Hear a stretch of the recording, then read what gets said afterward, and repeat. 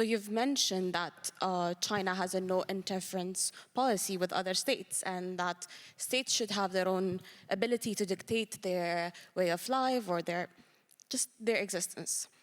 But wouldn't you say China's presence all over Africa is in a way an exercise of some sorts of power, a soft power of sorts, and does that not contradict with the foreign policy of China?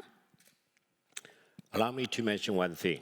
Before China's extensive engagement with Africa, Africa itself is a forgotten continent. That's not what Victor Gao said.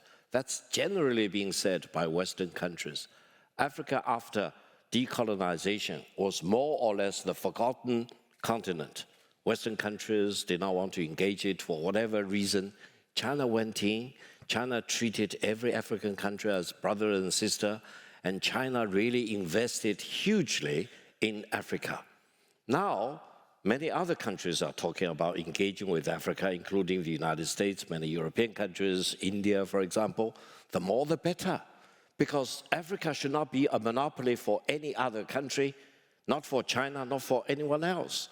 Africa is for the African people, and the taste of the pudding is always, you should not be a judge yourself. You go to African country and ask them whether they like building a road, whether they like building a gymnasium, etc. That is the only truth, because don't be lectured by other countries about what value African countries should have.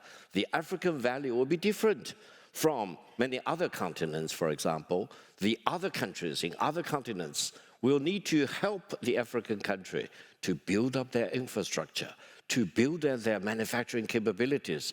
And that is the only goal for China. China has no colonial objective for African countries. China is so far away physically from Africa.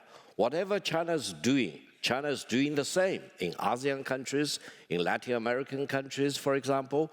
And this is a sign of China's philosophy. That is, if we build our pillars of transformation, we want to share that with you. Victor? If we believe building road is the only way out, we help you to build the road.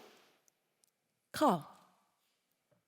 Thank you. My name is Carl Jumbo, freshman student at Georgetown University. My question is simple. Are you not being hypocritical, Mr. Gao? Why I'm asking, you're saying that, okay, in Africa, you're allowing some buildings, some infrastructure to be there. I'm from Zimbabwe. We have the second largest lithium reserves, but we're at the brink of losing ownership of all of these lithium reserves just because China built a parliament for my country. So if you're saying that you are promoting the sovereignty of nations, of countries, but you're taking our own parliament away, and let's say the airport in Kenya, for example, are you not being hypocritical? Let me be very blunt. Zimbabwe is a great country. You had your election several years ago, and the presidential candidate was very much against China. He's elected as the president, and once he's in his office, he changed his mind, because he knows for sure that for Zimbabwe development, China is the main contributor for the Zimbabwean economic development. If you do not agree with me, go back to your country, talk to your government, and check out over the past 30 years, which country has invested most heavily in your great country. I know Zimbabwe well.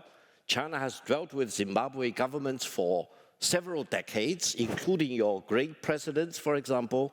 And I would say China-Zimbabwe economic cooperation has helped the economic transformation in Zimbabwe, in building up infrastructure facilities and in building up manufacturing capabilities of your country. That is the truth, if I may tell you. I think that is the only truth. Development is the hard truth. Thank you, brother.